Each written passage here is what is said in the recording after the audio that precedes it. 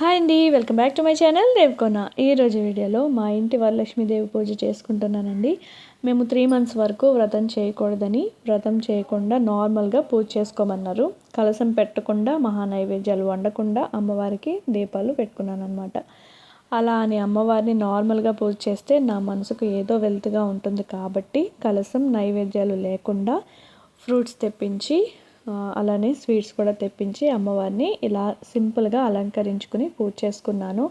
ఇలా పూజ చేసుకున్నా కానీ ఏదో ఒక వెల్తిగా ఉండిపోయిందనమాట. ఎవరికి తాంబూలాలు ఇవ్వకూడదని కూడా చెప్పారనమాట. సో పూజలో చిన్న వెల్తి అయితే ఉండిపోయింది. అసలు వీటన్నిటికీ కరెక్ట్గా తెలిసిన వాళ్ళు సమాధానాలు చెప్తే ఎంత బాగుండో అని అనిపిస్తూ ఉంటుంది. కొన్ని తెలిసి చెప్తారు, కొన్ని తెలియక చెప్తారు. కొంతమంది ఇరుగు పొరుగు వారి గురించి భయపడి మరీ చేయరు. కొందరు తాంబూలం ఇవ్వొద్దని అన్నారు, కొందరు తీసుకోవచ్చు అని కూడా చెప్పారు. ఆఖరికి తాంబూలం మాత్రం ముత్తైదులకి తాంబూలం ఇవ్వలేదన్నమాట. వేరే వాళ్ళు తాంబూలం ఇస్తే తీసుకోవచ్చు, పర్వాలేదు అన్నారు. సో తాంబూలం తీసుకున్నాను.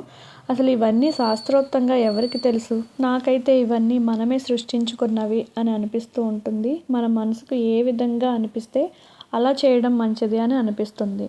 సో ఈ పూజకు మా లక్కీ దీపు చాలా బాగా హెల్ప్ చేశారండి. ముఖ్యంగా మా లక్కీ తల్లి అయితే బాగా హెల్ప్ చేసిందనమాట. దేవుడు ఫొటోస్కి, సామాన్లకి లక్కీనే బుట్టలు ఇవి పెట్టేసి చాలా నీట్గా సర్దిందనమాట. మిగతా పూజ అంతా కూడా లక్ష్మీదేవి దగ్గర నుంచి నేను సింపుల్గా అలా డెకరేషన్ చేసుకున్నాను అనమాట. ఇక్కడ నేను చామంతుల మాల కట్టాను, చూసారా? అది చాలా ఈజీ అండి. దండలు లేనప్పుడు ఇలా ట్రై చేయండి.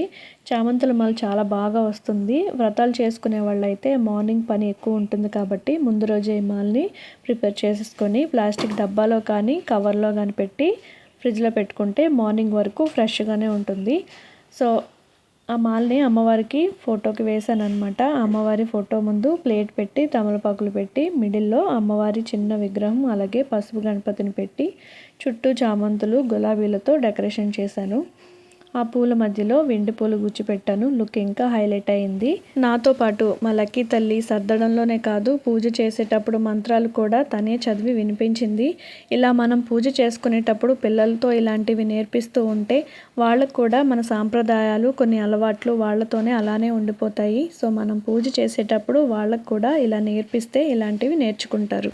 తర్వాత ప్రమిదలు పెట్టి వాటి చుట్టూ కూడా రోజ్ పెటల్స్ వేసి డెకరేషన్ చేశాను. తర్వాత నైవేద్యాలు సర్ది పెట్టాను. ఇందులో నా చేతులతో అమ్మవారికి చేసిందల్లా చలిమిడి వడపప్పు చేసి పెట్టాను. సో ఇలా సింపుల్గా డెకరేషన్ అయిన తర్వాత అందరం రెడీ అయ్యాము.